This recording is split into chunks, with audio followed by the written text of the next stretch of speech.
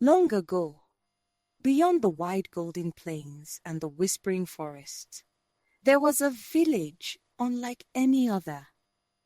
It was a place where stories lived in every corner.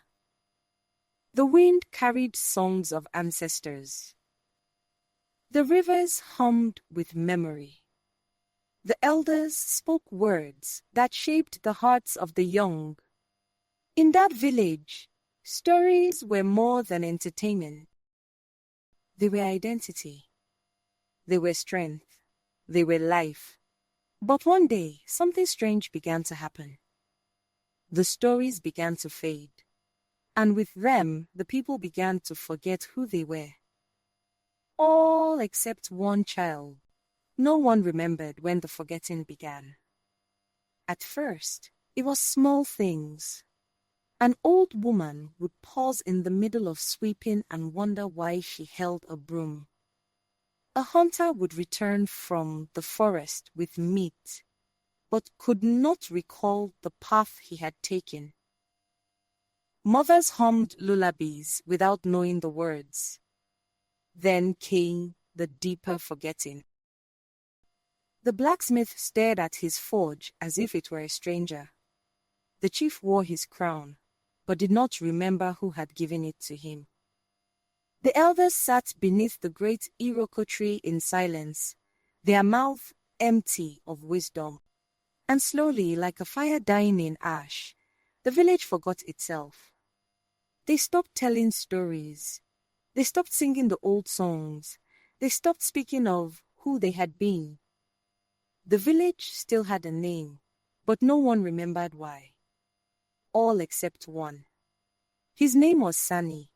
He was 10 years old, small and quiet, with eyes that seemed older than the hills.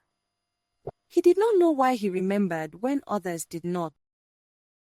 He only knew that he carried things inside him. Sounds, images, feelings that did not belong to forgetting. Sometimes he heard drums when there were none. Sometimes he dreamed of people whose names he had never learned, yet somehow knew.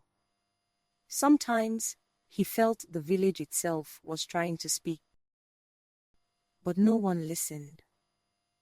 One morning, Sani found his grandmother sitting outside her hut, staring at her hands. "They look like mine," she whispered. "They are yours," Sani said gently. She looked at him with confusion. "Who am I?" The question struck him like cold water. He had no answer she would believe. So he did the only thing he could. He told her a story. "You are the woman who planted the mango tree," he said. "You carried water when your legs were strong. You laughed louder than thunder. You told stories so beautiful that even the moon stopped to listen." She stared at him. Something flickered behind her eyes. For a moment, her face softened. Then it was gone. "I wish I remembered," she whispered. That night, Sunny walked beyond the huts, beyond the farms, beyond the edge of the village. He went to the great baobab tree. He placed his hand on its trunk. "Why are they forgetting?" he asked. The wind answered not with words, but with understanding. The village had not lost its story. It had stopped telling it.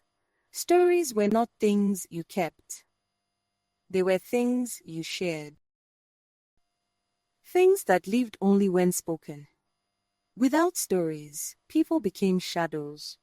Without stories, people forgot who they were. The next morning, Sani stood in the center of the village and began to speak. "At the beginning," he said, "this village was born beside a river that sang. At first, no one listened. But he continued. They built homes with their hands. They planted seeds with faith. They sang so the earth would know their names. People slowed. They were not afraid," he said, "because they knew who they were. More people stopped. They were." So slowly something awakened. I remember now one woman whispered. I remember the river said another. I remember my father. Father. The memories returned like rain after drought. Not all at once, but enough. From that day forward, Sani told stories every night, and soon, others began to tell them too. The songs returned, the laughter returned, the identity returned. The village remembered itself. Because one child remembered to speak. Stories are not just words. They are the roots of who we are. When we share our stories, we preserve our identity, our history, and our strength. If we forget our stories, we forget ourselves. But when even one person remembers and speaks, an entire community can find its way back. Never stop telling your story.